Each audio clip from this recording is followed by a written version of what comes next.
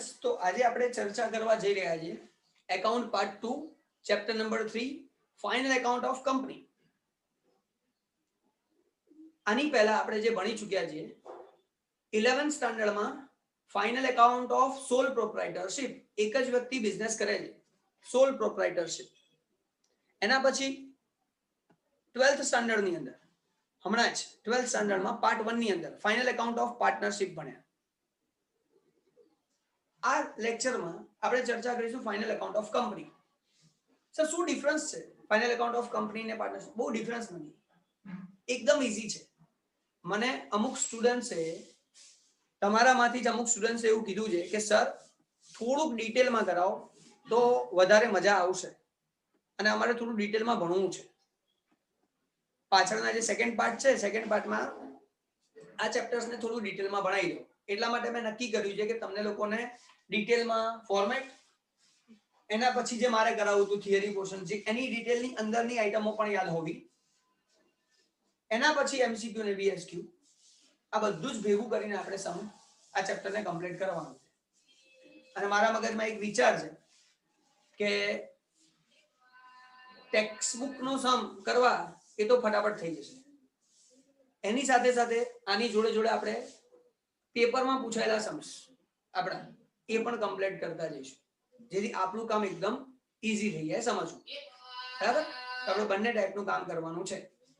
હવે મારા ક્વેશ્ચનના આન્સર્સ તમારે આપવાના છે અને એ મારા ક્વેશ્ચનના આન્સર તમે લોકો આપો એટલે રિપીટ પણ થઈ જશે અને આ બધું તૈયાર પણ થઈ જશે.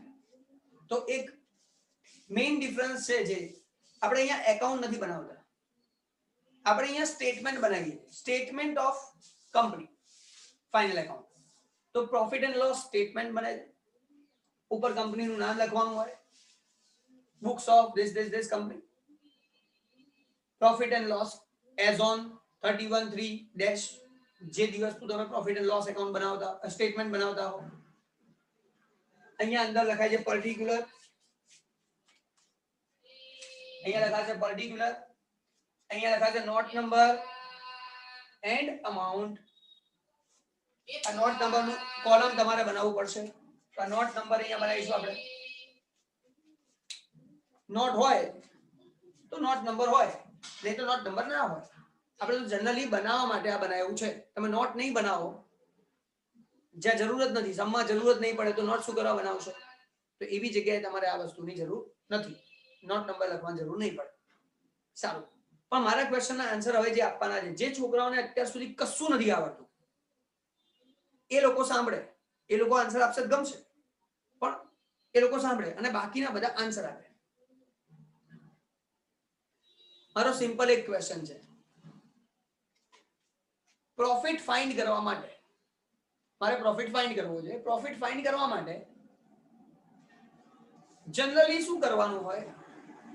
સર આ છે અને આ છે, આ બંને માઇનસ કરી દો એટલે તમને પ્રોફિટ મળી જાય, બસ.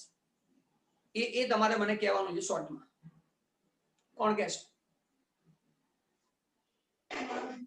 સર બોલે રે તુબા જાનવી, 2 મિનિટ બોલે. Total income minus total expense કરો એટલે આપણને પ્રોફિટ મળી જાય. પરફેક્ટ. મારે શોર્ટમાં જ આન્સર જોઈતો હતો આજ. સર શું કરવાથી પ્રોફિટ મળી જાય? Total income minus total expenses.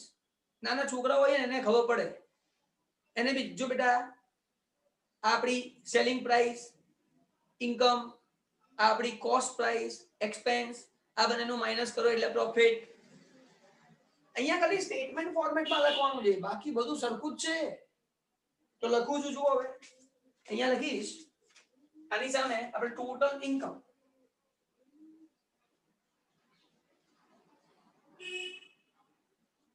આ ટોટલ ઇન્કમ કરો, અહીંયા ટોટલ એક્સપેન્સ કરો, અહીંયા લખું છું ટોટલ એક્સપેન્સ. આ ટોટલ ઇન્કમ માંથી આ ટોટલ એક્સપેન્સ માઇનસ કરી દો એટલે મને મળે છે પ્રોફિટ.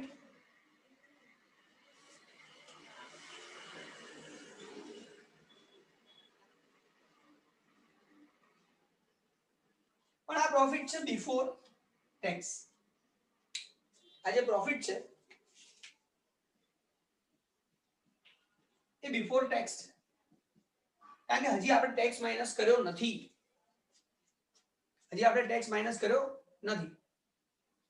તો આ પ્રોફિટ છે.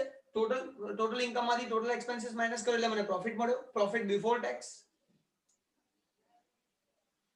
આ પ્રોફિટ માંથી અહીંયા જે બી પ્રોફિટ આવે માઇનસ કરીને એમાંથી આપણે માઇનસ કરીશું પ્રોવિઝન ફોર ટેક્સ.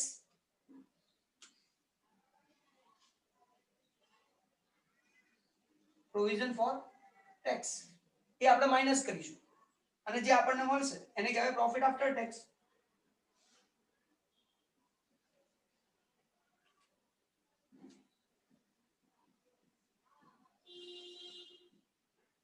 આને કહેવાય પ્રોફિટ આફ્ટર ટેક્સ. તો નોર્મલી કંપની ફાઇનલ એકાઉન્ટ બનાવો છો ત્યારે ભાઈ જેને ખબર હતી એ લોકો બોલશે. ફરી કહું, જેને પણ ખબર છે એ બધા બોલશે. ચૂપચાપ નથી બેસવાનું, આપણે કામ પરફેક્ટ ભેગા મળીને કરવાનું છે અને આ યાદ રહી જવું જોઈએ. આજે એકદમ તૈયાર થઈ જવું જોઈએ અને ખાલી આ નહીં, એની ડિટેલ પણ અંદર. ટોટલ ઇન્કમ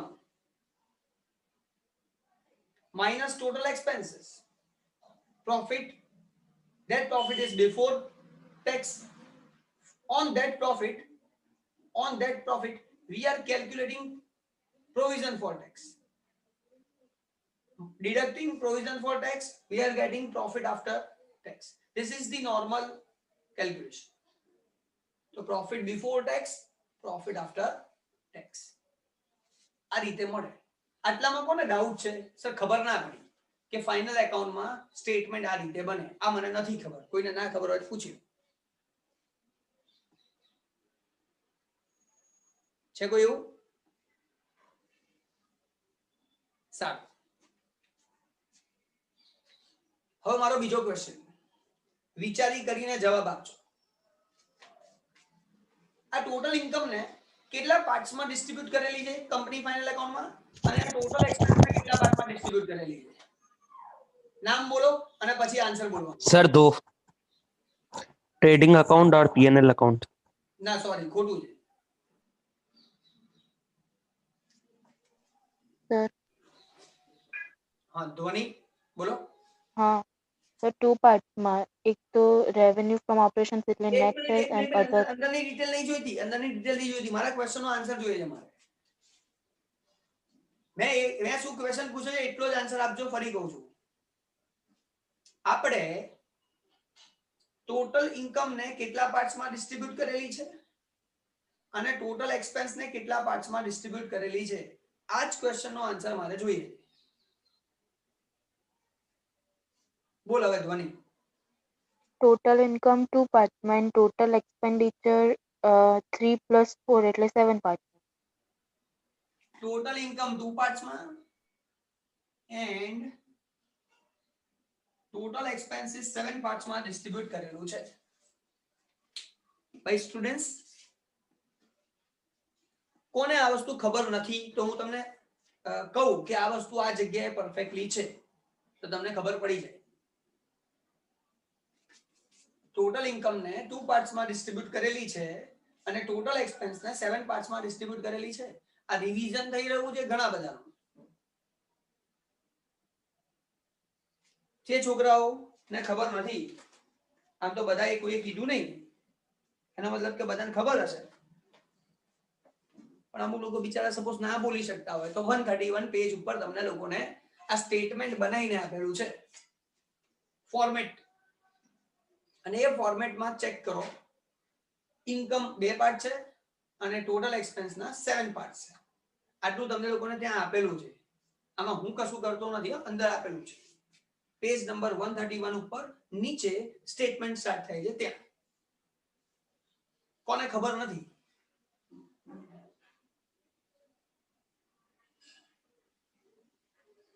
ઓકે, બધાને ખબર છે.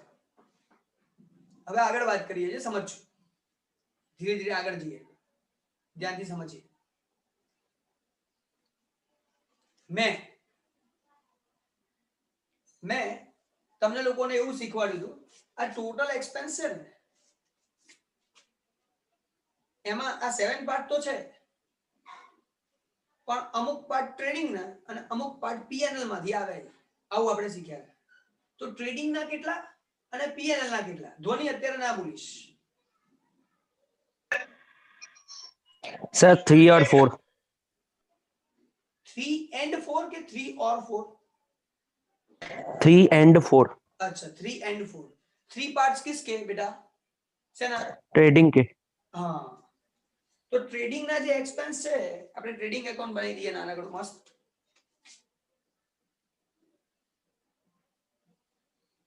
જે તમે બનાવીને તૈયાર કરીને આયા છો આટલાથી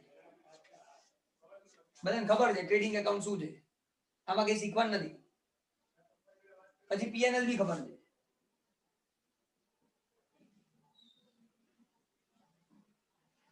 પછી હોય છે બેલેન્સ શીટ. આવું 11th સ્ટાન્ડર્ડ માં બનાવતા હતા. Trading, P&L and balance sheet. Trading ના જે એક્સપેન્સ છે એને 3 પાર્ટ્સમાં ડિસ્ટ્રીબ્યુટ કરીને અહીંયા બતાવ્યા છે. અને પીએનએલ ના જે એક્સપેન્સ છે એને 2 પાર્ટ્સમાં ડિસ્ટ્રીબ્યુટ કરીને અરે 4 પાર્ટ્સમાં ડિસ્ટ્રીબ્યુટ કરીને બતાવ્યા છે. તો અહીંયા હું લખી નાખું. ટ્રેડિંગ માટે 3 પાર્ટ્સ અને પીએનએલ ના એક્સપેન્સ ના 4 પાર્ટ્સ અને એ બંનેનો ટોટલ 3 + 4 એક્સપેન્સીસ થાય એટલે 7 ટોટલ આપડા થઈ ગયા. આનું મારે પૂછવાની જરૂર નથી. એનું રીઝન છે સર બે તો છે. હવે બે જ હોય તો ભાગ બી બે કરવાના હોય તો શું થાય? એક એક જ થાય ને. એક ટ્રેડિંગ નો ને એક પીએનએલ નો. બીજું તો કશું થવાનું નથી.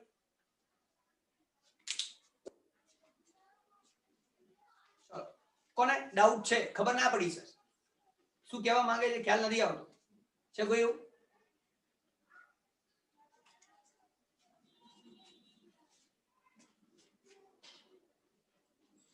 સેજ બી ડાઉટ હોય તો ક્લિયર કરજો પ્લીઝ. આજના લેક્ચર પછી કોઈને કોઈ જ ડાઉટ રહેવો ના જોઈએ એવું આપણે કરવાનું છે.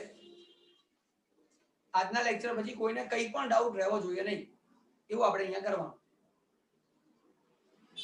સારું સ્ટાર્ટ કરીએ છીએ ફરી આગળ.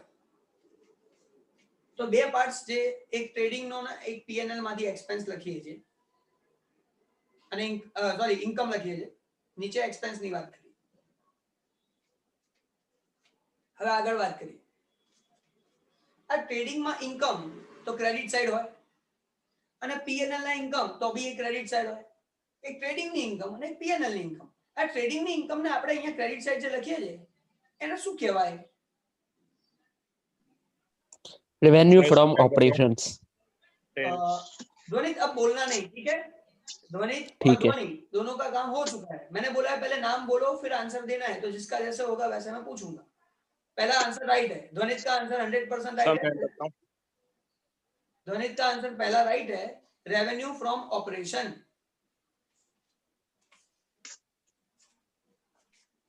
तो અહીંયા લખીશ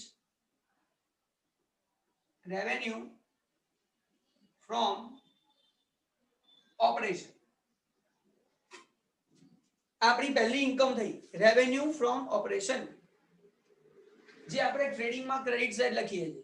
હા વિશાલ તું શું કહેતો તો? ક્રેડિટ સાઈડ શું લખીએ બેટા અહીંયા? सर सेल्स लिखते हैं ना. हाँ बराबर है. यहाँ पे सेल्स लिखते हैं. अच्छा तो परचेस कहाँ लिखते हैं बेटा?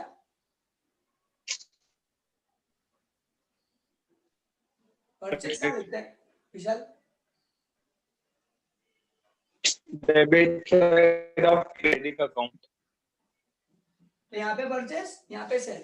तो तुझे तो ये भी पता होगा यहाँ पे ऊपर ऊपर क्या आता है स्टार्टिंग में?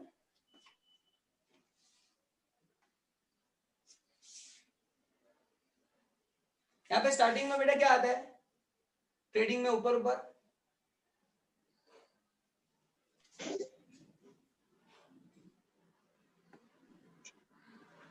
सर अभी आवाज आ रही है? नेटवर्क इशू था थोड़ा. हाँ है आ रही है बोल.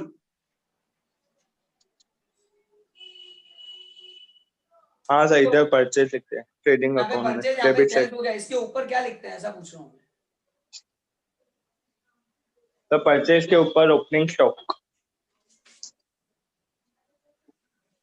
यहाँ पे ओपनिंग लिखते हैं तो क्लोजिंग का लिखेंगे. Sir trading account credit side में ठीक है, लास्ट में opening stock, closing stock, purchase, sales, ठीक है, ओके, वेरी गुड, बस ठीक है, हो गया। तो स्टूडेंट्स रेवेन्यू फ्रॉम ऑपरेशन અહીંયા લખીએ મારે યારું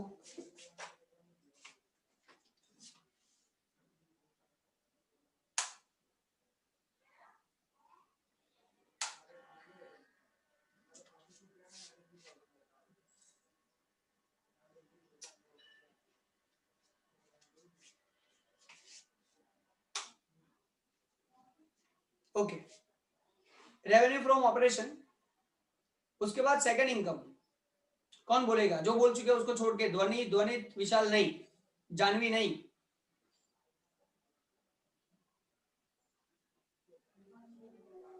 सर लाइट बंद करो ना, लाइट से थोड़ा वो हो रहा है। हाँ सर अभी क्लियर है। ठीक है,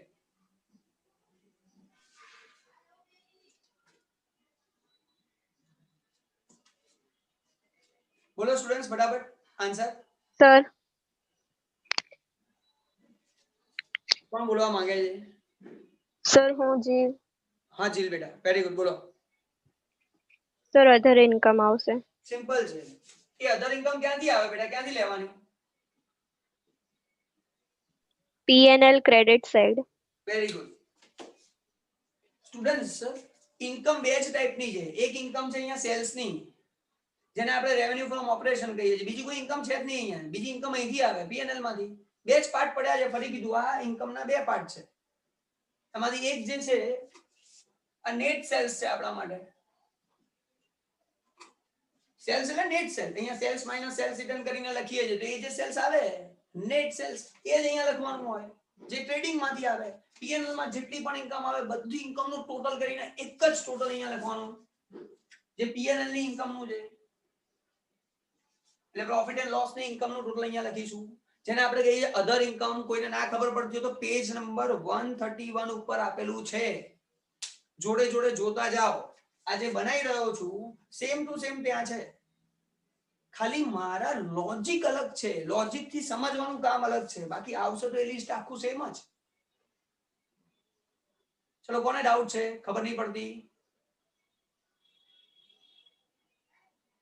ઓકે, તો સમજો ઇન્કમ ના બે પાર્ટ્સ છે, બરાબર, એ બી એક ટ્રેડિંગ ની ઇન્કમ, બીજું P&L ની ઇન્કમ, તો સેલ્સ લખી નાખ્યું, revenue from operation, other income જે P&L માં છે એ અધર ઇન્કમ, ટોટલ કરો, ટોટલ ઇન્કમ થઈ જાય।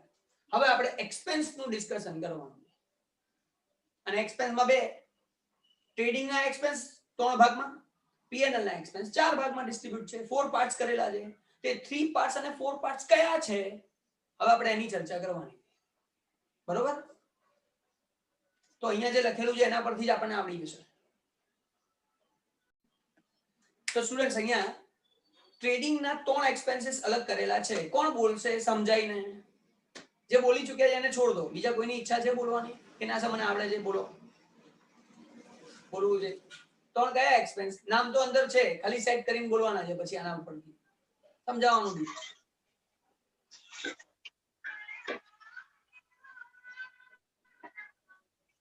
કોણ બોલવા તૈયાર છે? કોઈ નહીં યાર,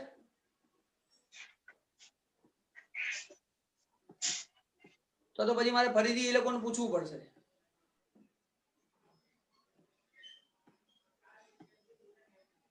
ખુશી નહીં આવડે બોલતા 3 પાર્ટ્સ? હા સર આવડશે કે નહીં આવડે? આવડશે। બોલ ને બેટા। પરચેસ ઓકે ભાઈ, પહેલું છોકરાઓ અહીંયા આ 3 પાર્ટ છે ને જે ટ્રેડિંગ ના, એનામાં પહેલું છે પરચેસ, આ રહ્યું, આ પરચેસ લખ્યું ફર્સ્ટ। આપણે ટ્રેડિંગ ના 3 પાર્ટ્સ કરવાના છે, બધા એક્સપેન્સ અહીંયા આવી જવા જોઈએ, તો પહેલું નામ લખી નાખું છું પરચેસ, ફર્સ્ટ પરચેસ। હવે તમે કીધું સાહેબ પરચેસ એટલે નેટ પરચેસ જ ભાઈ, net purchase, purchase minus purchase return કરીને જ લખવાનું હોય, કે મારે આમ સ્પેશિયલ કહેવું ના પડે, ખ્યાલ જ હોવો જોઈએ. અહીંયા પરચેસ માઇનસ પરચેસ રિટર્ન કરીને જે નેટ આન્સર આવે એ લખીએ છે ને એ જ પરચેસ અહીંયા લખવાનું છે. હા બેટા સેકન્ડ changes in stock, છોકરાઓ સેકન્ડ નંબર છે ચેન્જ ઇન સ્ટોક.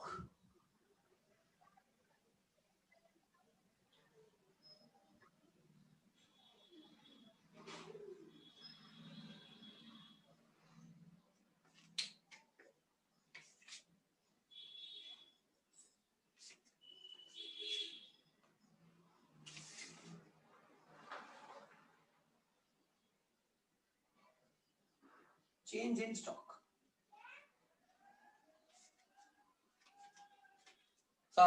ખુશી બેટા ચેન્જ ઇન સ્ટોક નો મીનિંગ શું થાય છે? અહીં તો ઓપનિંગ સ્ટોક છે, ક્લોઝિંગ સ્ટોક છે, અહીં ચેન્જ ઇન સ્ટોક છે. શું ફરક છે આ બંનેનામાં?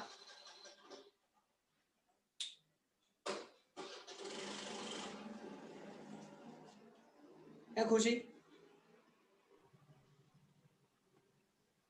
sir એ ખબર નહીં.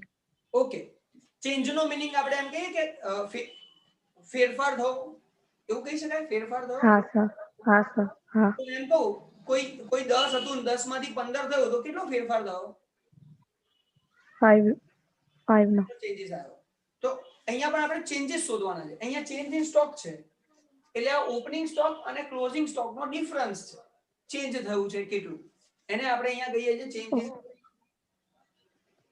Opening stock minus closing stock.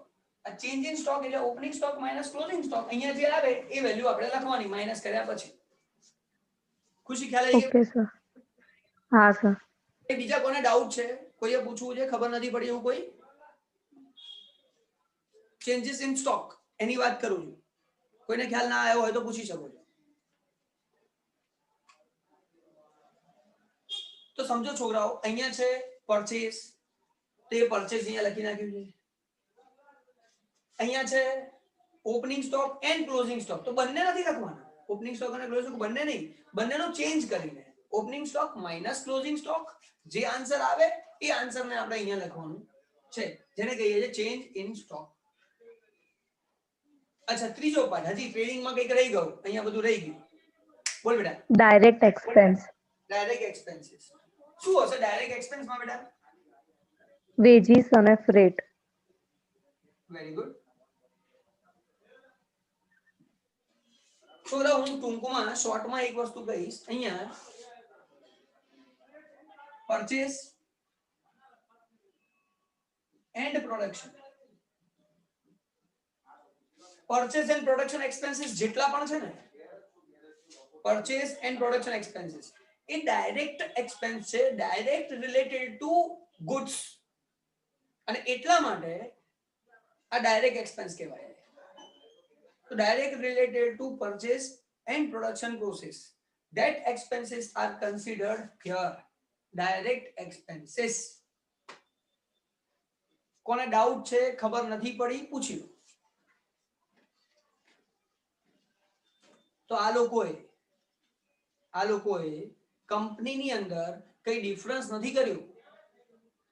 અને હજી તમને એક વસ્તુ કહું, ટ્રેડિંગ શેના માટે બનાવવામાં આવે છે તમને બધાને ખબર છે? કોઈ પણ બોલો, જેને આવડે છે બધા સીધો આન્સર જ બોલી જાઓ. ટ્રેડિંગ એકાઉન્ટ શેના માટે બનાવવામાં આવે? પીએનએલ શેના માટે હોય છે? એમાં કઈ આઈટમો લખાય? ખાલી એટલું જ હોય સર, બધું એને રિલેટેડ જ હોય. सर मैं बोलूं? બોલ બોલ.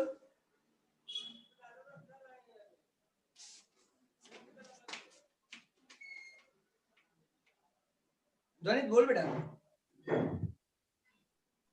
જાનવી તારે કેવું છે? બોલ. પ્રોડક્શન ના રિલેટેડ હોય ટ્રેડિંગ માં. આવું લખું ચાલે? હા. Trading related to goods and P&L related to other. Profit and loss other છે.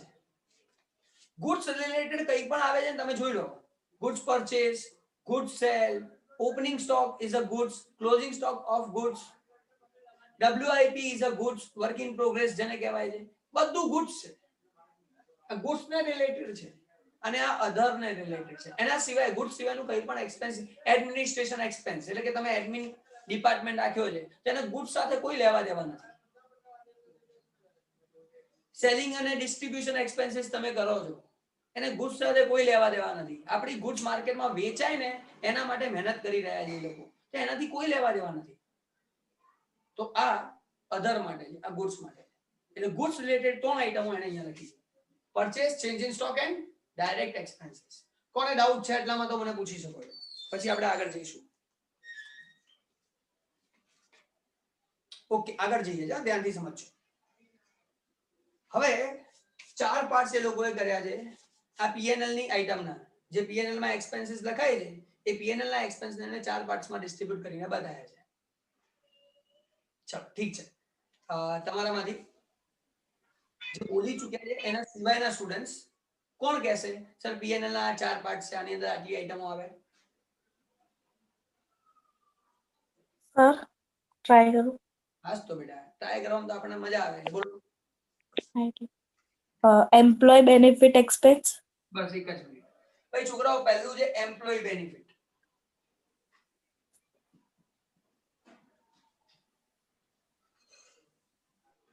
એમ્પ્લોયી ને બેનિફિટ આપો છો એનો મતલબ કે તમે એડમિનિસ્ટ્રેશન કરો છો.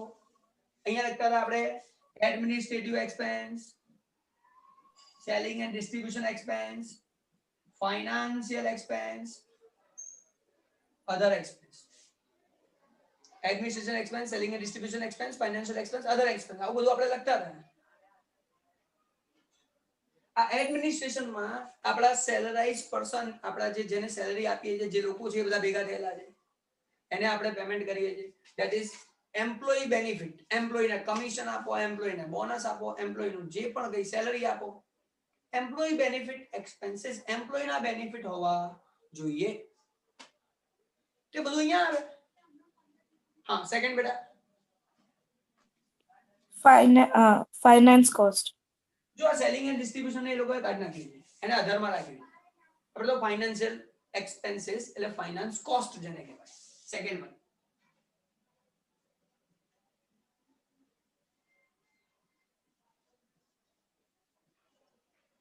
Finance cost. ફાઇનાન્સ કોસ્ટ એટલે શું કહી શકાય બેટા? કઈશ, થોડું સમજાઈશ, ટ્રાય કરજે.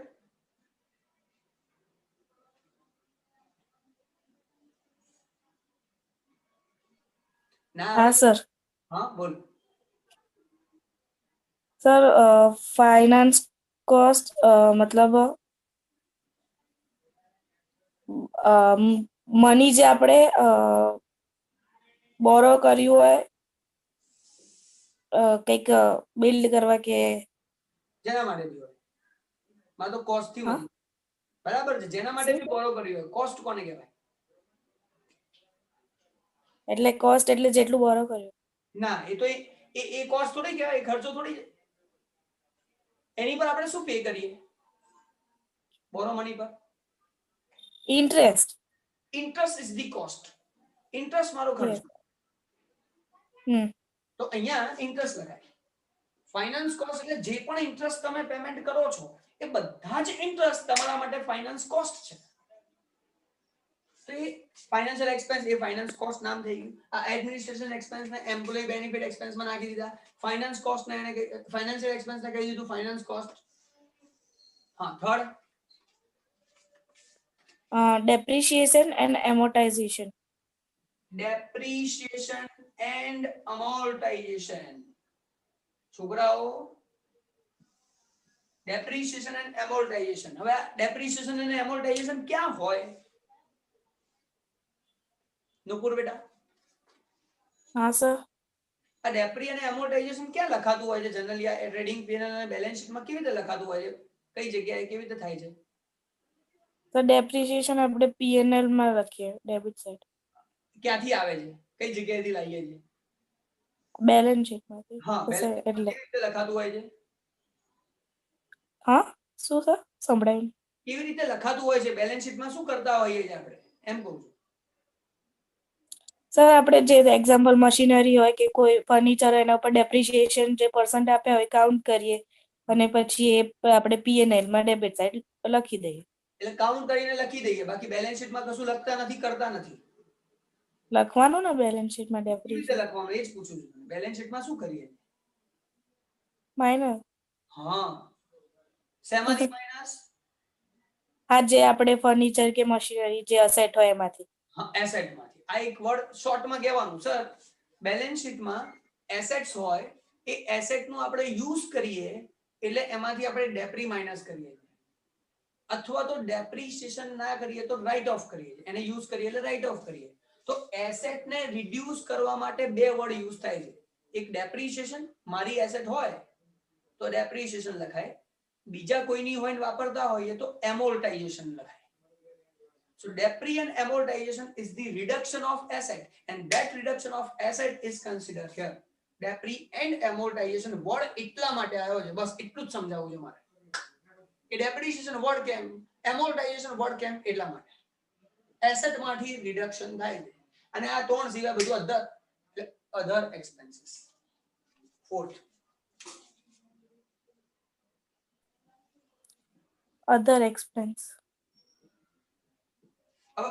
એડમિનિસ્ટ્રેશન, ફાઇનાન્શિયલ, અધર માં આપણે ડેપ્રિસિએશન ને બધા ઘણા બધા એક્સપેન્સીસ લખતા હતા, એમાંથી ખાલી ડેપ્રી ને અલગ રાખ્યું છે. આ ત્રણ છોડીને જેટલા પણ એક્સપેન્સ દેખાય, સેલિંગ એન્ડ ડિસ્ટ્રીબ્યુશન દેખાય તો પણ અધર એક્સપેન્સીસ, અને આની અંદરના અધર એક્સપેન્સીસ જે હતા પીએનએલ ના, એ પણ અધર એક્સપેન્સીસ માં નાખવાના. તો પીએનએલ ને 4 એક્સપેન્સીસ ના પાર્ટમાં ડિસ્ટ્રીબ્યુટ કરી. જો ઇન્કમ માં એક જ છે, એક ઇન્કમ આની, એક ઇન્કમ આની, એટલે બે ઇન્કમ થઈ, ટ્રેડિંગ અને પીએનએલ. એક્સપેન્સ ના 7 પાર્ટ્સ છે, 7 માંથી 3 + 4, 3 એક્સપેન્સ અને 4 એક્સપેન્સીસ. 3 એક્સપેન્સીસ આના, આ purchase, change in stock, other direct expenses જેને કહેવાય ડાયરેક્ટ એક્સપેન્સ. આમાં 4 parts: administration, employee benefit, financial, depreciation amortisation and other expenses. આ 3 અને આ 4 આ બંને ભેગા કરો એટલે 7 એક્સપેન્સ નું ટોટલ મળે. ઇન્કમ માંથી એક્સપેન્સ માઈનસ કરી દો, તમને પ્રોફિટ બિફોર ટેક્સ મળે. પ્રોફિટ પ્રોવિઝન ફોર ટેક્સ કરો, પ્રોફિટ આફ્ટર ટેક્સ. રેવન્યુ તો પણ ચાલે. કોને ડાઉટ છે આની અંદર આટલામાં? સર ખબર ના પડી, સેજ બી ડાઉટ, સેજ બી પ્રોબ્લેમ ક્લિયર કરો. સર આ તો આપણે ભણી ચૂક્યા છે, આમાં શું નવું હતું? રિપીટ કરાવું તું મારે એટલે કરાયું. તમારામાંથી જ સજેશન આવ્યા છે જેના માટે રિપીટ કરી રહ્યો છું. પણ જે મારે ખરેખર આ લેક્ચરમાં કરાવવું છે એ શું છે? આની અંદરની ડિટેલ્સ જે થિયરિટિકલ પોર્શનમાં હું લેતો હોઉં. સપોઝ ફાઇનાન્શિયલ કોસ્ટ, સર કયા કયા ફાઇનાન્શિયલ કોસ્ટ છે એ ડિટેલની વાત મારે આજે લેક્ચરમાં કરવાની હોય, જે લેક્ચર માટે ખરેખર આપણે બધા ભેગા થયા હોય. અધર એક્સપેન્સીસ, અધર એક્સપેન્સ નું લિસ્ટ કયું કયું છે એની ચર્ચા મારે કરવાની છે. એટલે એ બધા માટે ખરેખર ભેગા થવાનું છે. આટલું તો નોર્મલ છે, આમાં તો કશું છે નહીં. આવું તો તમે પહેલા બી ભણીને આવ્યા છો અને સમ બી કરી નાખ્યા છે ને. તો એ ડિટેલ ક્યાં છે, કઈ જગ્યાએ છે? તો સ્ટુડન્ટ્સ આની અંદર ટેક્સ્ટ બુક ની અંદર પેજ નંબર 131 છે, એની પાછળ 132 ઉપર તમને આ સ્ટેટમેન્ટ પતાય ને એના પછી નીચે આખું લિસ્ટ આપેલું છે 1 2 3 4 અપ ટુ 9. જેમાં પહેલું જુઓ લખેલું છે revenue from operation, sales minus sales return, એને કહેવાય રેવન્યુ ફ્રોમ ઓપરેશન. હવે છે નેટ સેલ્સ, એ છે નેટ સેલ્સ પણ લખાય છે રેવન્યુ ફ્રોમ ઓપરેશન. તો એવી ડિટેલ્સ તમને 1 to 9 આખી ડિટેલમાં બધું જ આપેલું છે, જેનું ડિસ્કશન ખરેખર મારે આજે કરવાનું હોય. ડિટેલ વાંચીને તમારે આવવાની હોય અને એનું ડિસ્કશન તમારે મારી જોડે કરવાનું છે.